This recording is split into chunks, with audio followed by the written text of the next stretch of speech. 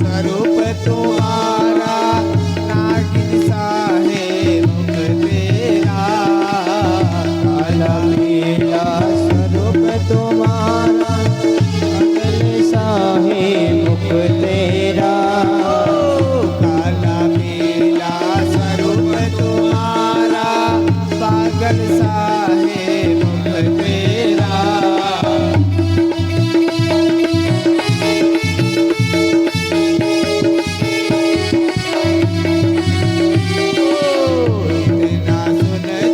गई यशोदा, ले आई मनमोहन ने। इतना सुन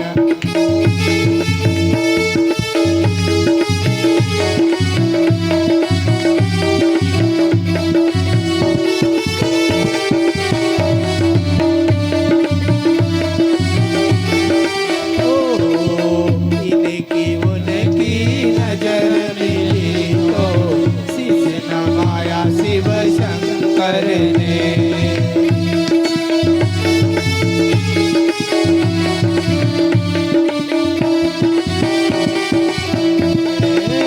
श्री कृष्ण के दर्शन करने चले सदा शिव गोकुल में।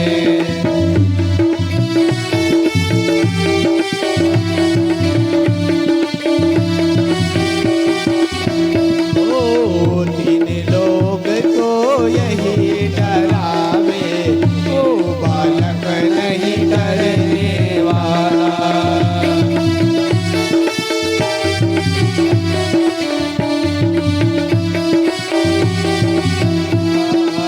तीन लोग को वही डरावे, ओ बाबा नहीं डरने वाला।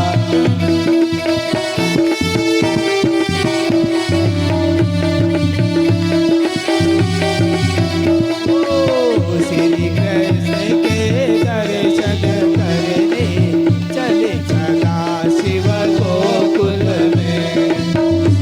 जय हो।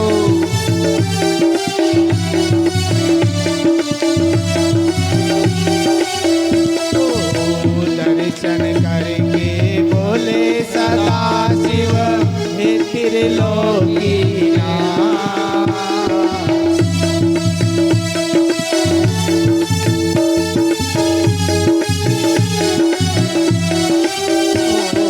दर्शन करके बोले सदा शिव, हे त्रिलोकीनाथ।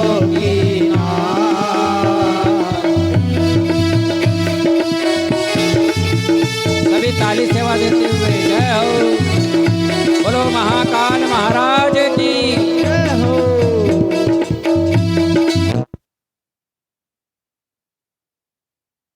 करके बोले सदा शिव, हे त्रिलोकीनाथ।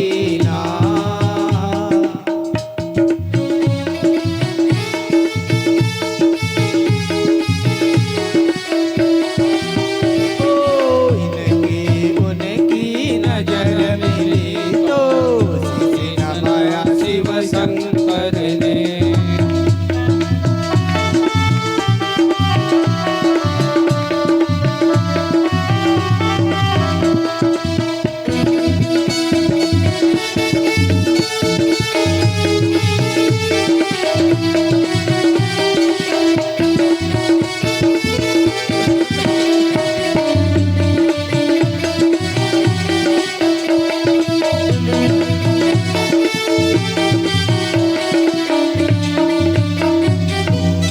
बोले महाकाल महाराज की जय हो। भगवान महाकाल को भी भगवान के दर्शन करने में बहुत समय लगा, बहुत इंतजार करना पड़ा, तब जाके। और देखो संसार में जब नकली पूतना आई तो यशोदा माता ने बहुत जल्दी भगवान को गोद में दे दिए। और जब असली आए, गोद की बात नहीं कर रहे हैं, सिर्फ है यशोदा मैं गोद में भी नहीं, तू तो तेरे ही पास में रख तेरा लाला, सिर्फ मेरे को दूर से ही दर्शन करवा दे। और यशोदा माता ने कि मैं दर्शन नहीं करूं बाबा, मैं तुम्हें जो चाहिए हीरा मोती जवाहरात, जो तुमको जो भी चाहिए वो सब मैं देने के लिए तैयार हूँ, लेकिन मैं अब लाला को बाहर नहीं। तो वो कह रही है कि हे यशोदा, मैं वो बाबा नहीं हूँ जो कुछ मांगने के लिए आया हूँ। अरे जो तू बता रही है ये तो मेरी झोली में है। अरे इनसे बढ़कर मैं तो सिर्फ तेरे लाला का दर्शन चाह रहा हूँ। और देखो ये संसार है, आज भी हम असली और नकली की पहचान नहीं कर पाते हैं। असली अलग होता है और नकली अलग होता है। और जो असली होता है वो कभी भी कोई मांग ही नहीं करता है, कोई सुख सुविधा ना चाहिए। जैसा जहाँ बिठा दो माँ बैठ जावे, भगवान का भजन कर ले, जो खिलाओ खिला दे, वो ओरिजिनल असली संत होते हैं। लेकिन हम उनकी इज्जत नहीं कर पाते हैं। जबकि ओरिजिनल संत को कोई सुख सुविधा नहीं, और जो दिखता है वह ऐसा होता नहीं है, और जो होता है वो ऐसा दिखता नहीं। भगवान महाकाल असली है पर बिल्कुल दिखावा नहीं कर रहे हैं साधारण रूप में। लेकिन यशोदा ने बस ज्यादा ही जिद करी, और भगवान महाकाल ने बहुत निवेदन किया कि हे माँ, सिर्फ तू थोड़ी सी देर दर्शन कर, मैं दर्शन करके ही जाऊंगा। तब जाके यशोदा ने बहुत, क्योंकि यशोदा फिर भोली भी है, फिर जैसे ही भगवान को लेके आई, और उधर भगवान महाकाल और कृष्ण की एक हर मिलन हुआ, और भगवान महाकाल ने चरणों में दर्शन किया। और भगवान ने यही की कि अब आपने दर्शन कर लिया है, अब पोल पट्टी मत खोल दिया, जो यहाँ पधारो अब कैलाश पर्वत। बोलो महाकाल महाराज की कि प्रभु मैं इसी रूप के लिए ललायित था। और भगवान महाकाल दर्शन करके चले हैं। और इधर नंद जी कहाँ, कंस के यहाँ। ये कंस सब से कर लेता था। आज नंद जी कंस का कर देने के लिए, अपन भी देते हैं ना, 12 महीना में जमीन की क्या बोलते हैं उसको, तो जी बोलते हैं। ऐसे ही पहले के राजा महाराजा कर लेते थे। तो ये नंद जी कर देने के लिए मथुरा गए, और जैसे कंस को कर दिया, कर देने के बाद में इनके मित्र थे कौन, वासुदेव जी, उनसे मिले। लेकिन वासुदेव जी अंदर जेल में थे। उनको खबर थी कि पूतना वहाँ गई है, तो उन्होंने कहा तुम यहाँ इंतजार ज्यादा रुकना मत, तुम घर पहुंचो। मैं ज्योतिष को जानता हूँ, मुझे ऐसा लगता है वहाँ कोई अनहोनी घटना होने वाली है। तुरंत नंद जी पहुंचे और देखते हैं तो वहाँ तो ऐसी व्यवस्था को देखकर नंद जी घबरा गए। और उनको वही वासुदेव जी की बात याद आ गई कि वाकई में वासुदेव जी कुछ जानते हैं। और जैसे ही आए तो उन्होंने भगवान हनुमान जी महाराज, महाकाल, गौ माता सबको प्रणाम किया कि हे प्रभु, आपने मेरे लाला की रक्षा की है। और यशोदा माता को भी डांटा कि मैं इतना सा वहाँ चल गया जिसमें तूने ये क्या कर दिया। यशोदा माता के मैं करूं क्या, वो ऐसा रूप बना के आई थी, और लाला भी उसके पास में जाके चुप हो गया था, इसलिए मैंने दे दी कि कोई बात। अब बड़े आनंद के साथ में रहने लगे। सुखदेव मुनि कह रहे हैं अब कृष्ण और इधर रौणी के अभी नामकरण संस्कार नहीं हुआ है। अब क्या होता है, इनके नाम रखने के लिए कौन ब्राह्मण देवता आए। भगवान आज भी हमारे यहाँ कोई बालक जन्म लेता है तो हम अपन क्या करते हैं, ब्राह्मण देवता को बुलाते हैं। और शास्त्र में ये आ रहा है, जब भी ब्राह्मण को बुलाकर घर बुलाकर अगर अपन बच्चे का नाम पूछेंगे, ब्राह्मण को दक्षिणा पंचांग के ऊपर चढ़ाएंगे, उससे ब्राह्मण देवता से आशीर्वाद मिलेगा, तब जाके वो बच्चा को बहुत आगे बढ़ता है। बोलो रामचंद्र भगवान। लेकिन हम करते क्या हैं? आजकल मोबाइल चल गया पंडित जी, 8:15 में हमारे यहाँ बेटे का जन्म हुआ है, क्या नाम आएगा? पंडित जी वहीं से बता दे कि साहब ये नाम आएगा। कोई दक्षिणा नहीं, कोई आशीर्वाद नहीं। जबकि श्रीमद् भागवत कथा ये कहती हैं, यहाँ गर्ग आचार्य जी आए और उधर नंद जी ने उनको प्रणाम किया और कहा कि हे ब्राह्मण देवता, आप हमारे यहाँ आए हैं और मैं बड़ा सौभाग्यशाली हूँ। मैं आपको याद ही कर रहा था, लेकिन आपका आगमन हो गया है। आप इस हमारे बालकों का नाम संस्कार करें। तो गर्गाचार्य जी ने मना कर दिया कि मैं तुम्हारा पुरोहित नहीं हूँ। मैं किसका? कंस का पुरोहित हूँ, इसलिए तुम उनसे नाम के नहीं, चुपचाप आप तो गौशाला में जाकर देखो। घर में पूजन पाठ करने से 1000 गुना और गौशाला में पूजन पाठ हवन कथा करने से हमें अनंत गुना फल की प्राप्ति होती है। आज नामकरण संस्कार कहाँ? हमारा काम अगर कोई पूरा नहीं हो रहा हो, किसी प्रकार का घर में संकट हो, घर में लक्ष्मी की कमी हो, पुत्र नहीं हो, किसी का कोई कार्य सिद्ध नहीं हो रहा हो, तो आप गौशाला में भगवान सत्यनारायण की कथा करवाओ, भगवान महाकाल का अभिषेक करवाओ, यज्ञ करवाओ, हवन करवाओ। जो गौशाला में हवन पूजन पाठ होती है, वो पूजन पाठ जल्दी सफल होकर आपका कार्य सिद्ध करती है।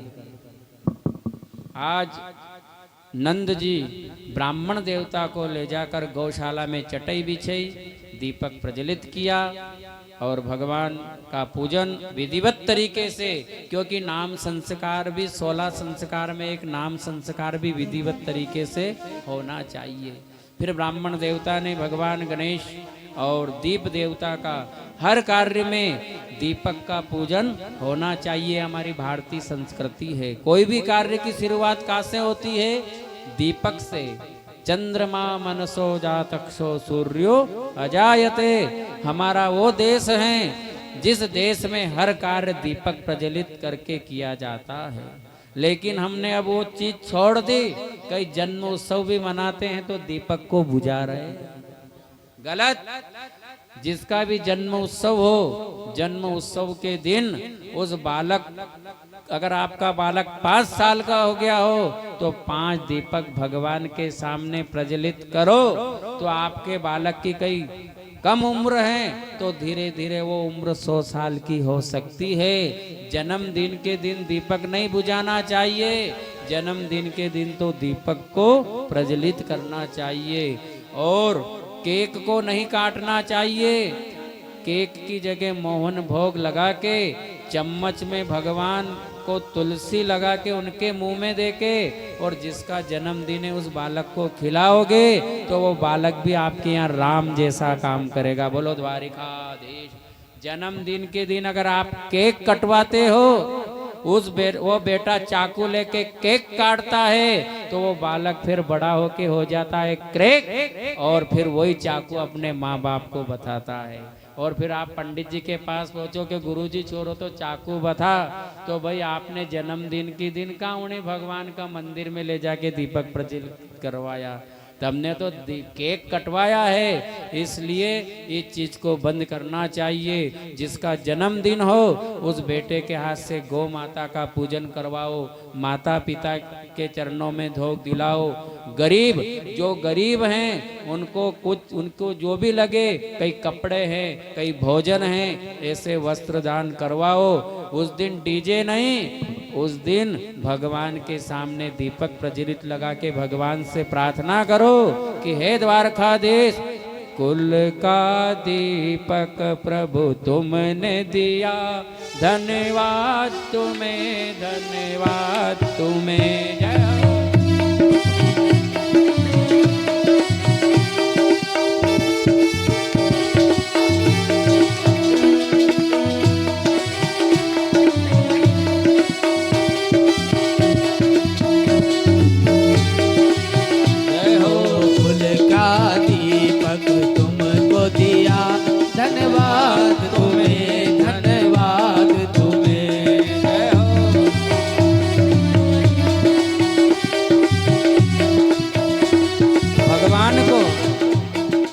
दिन दीपक लगाओ जिस दिन आपके बेटा का जन्मदिन हो, और भगवान से कहो कि हे द्वारकानाथ, हे महाकाल राजा, आपने एक कुल का जो दीपक दिया है, हमेशा तेरा आशीर्वाद इसके ऊपर बना के रखना।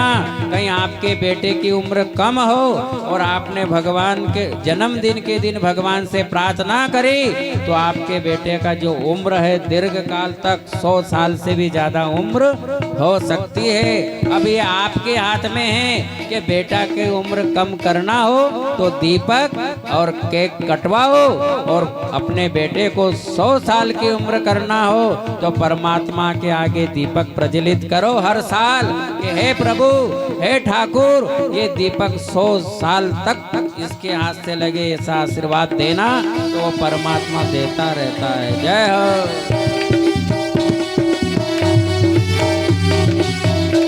ओ इस दीपक का तू ही रखना, इस दीपक को तू ही रखना, अब तेरे भरोसे ये दीपक को तू ही रखना।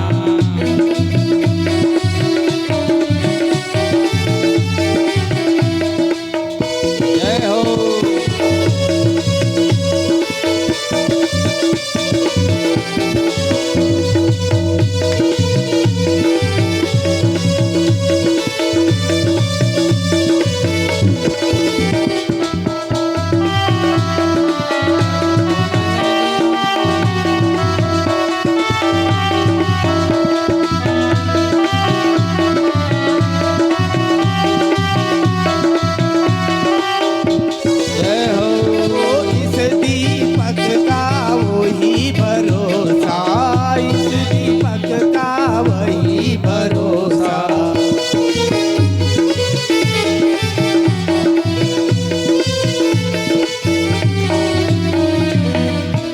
द्वारिकाधीश भगवान की जय। तो जन्मदिन गौशाला में हो, मंदिर में हो, लेकिन दीपक प्रज्वलित हो। इधर नंद, यशोदा और रोहिणी और कुल पुरोहित गर्ग आचार्य जी महाराज गौशाला में पहुंचे।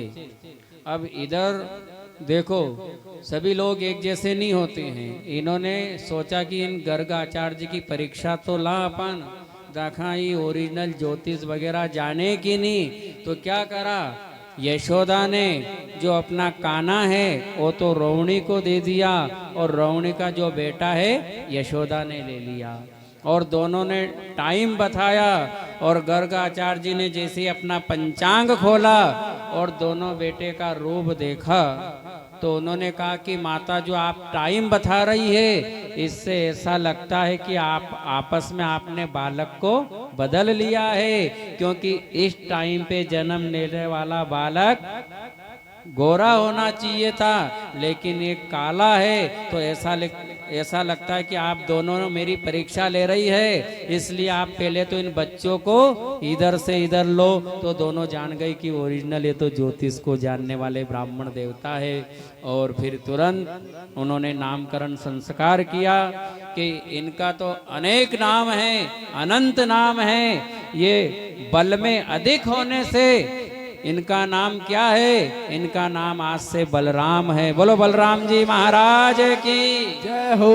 और जो ये काला है हर युग में, इसका नाम आज से कृष्ण है। बोलो कृष्ण चंद्र भगवान की जय हो। आज ब्राह्मण देवता ने देखो, जो ब्राह्मण देवता नाम बताते हैं वो नाम अपन रख लेते हैं, वो नाम ही काम करते हैं। लेकिन ब्राह्मण से नाम सब पूछ ले, लेकिन नाम अपनी मर्जी को रखे। हाँ, वो तो पोते को नाम उन्हीं टाइम पे याद ही नहीं रहे। ब्राह्मण देवता तो जो नाम है, कहाँ से आया तो कंवरलाल ऐसे ही बताएंगे, लेकिन भी आजकल की भाई नाम उनके हिसाब से रखे, चिंटू पिंटू। जबकि भागवत कथा ये कह रही है, अंतिम टाइम पे भी कहीं आपने अपने बालक का नाम कृष्ण रख लिया हो, बलराम रख लिया हो, नारायण रख लिया हो, तो चाहे आपने उस भगवान को याद नहीं किया हो। अजामिल की कथा सुनी है आप सबने, अंतिम टाइम पे अपने बेटे नारायण को बुलाया तो बेटा नारायण नहीं, वो बैकुंठ वाले नारायण का पार्षद आ गया है। बोलो द्वारिकाधीश भगवान। नहीं तो फिर अंतिम टाइम पे वही चिंटू मिंटू, तो फिर वो थोड़ी फिर बनी, वो थोड़ी आगा, फिर तो वही आगा।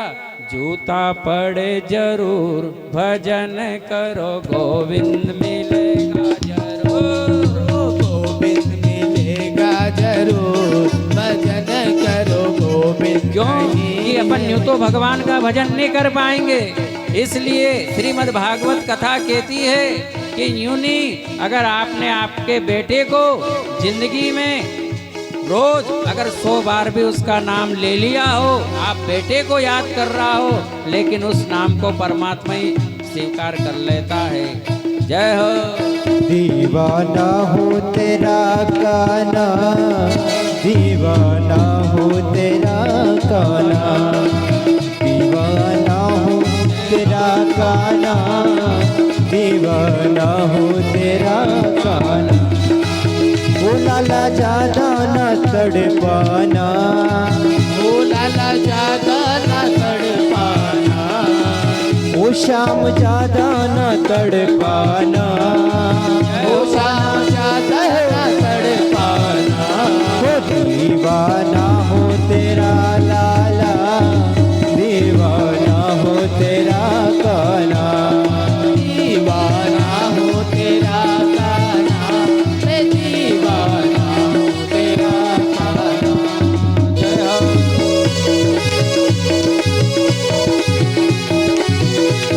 जय हो।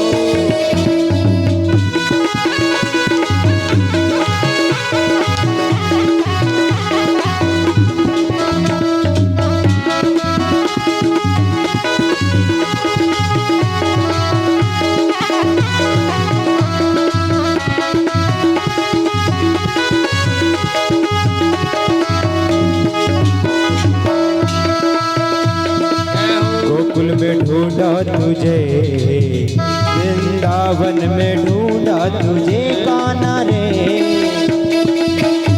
जय हो।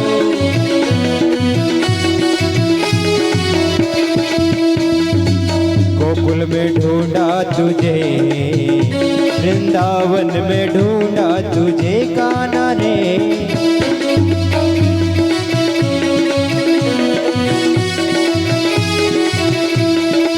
ओ ढूंढे आया मैं बरसाना, ढूंढे आया मैं बरसाना, दीवाना हो तेरा लाला, दीवाना हो तेरा काना, दीवाना हो तेरा काना, दीवाना हो तेरा काना, ओ दीवाना हो तेरा लाला, ओ दीवाना हो तेरा।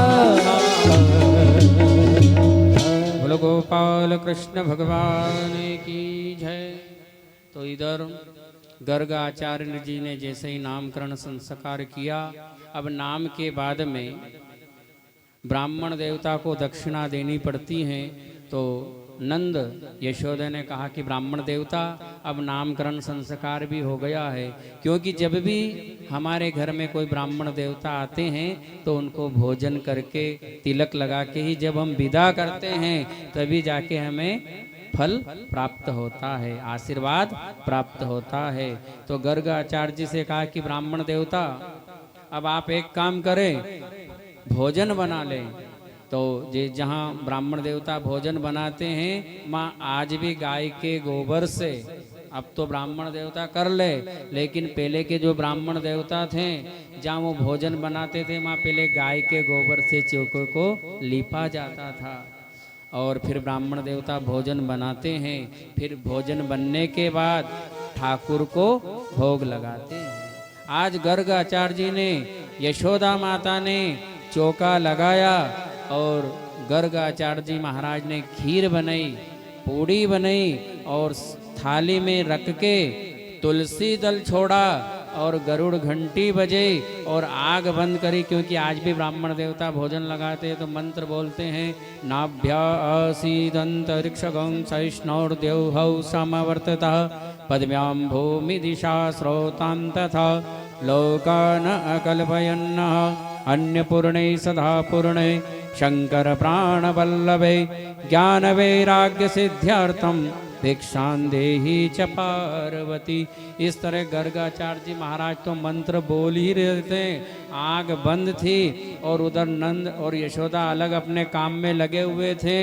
और इधर जैसे ही मंत्र बोला और कृष्ण भगवान ने जाके खीर और पूड़ी को झूठी कर लिया। और जैसे आंख खुली गर्गाचार्य जी की, हे यशोदा, ये तेरे लाला ने मेरे भोजन को छू लिया है, हाथ लगा लिया है, अब मैं तेरा घर का भोजन नहीं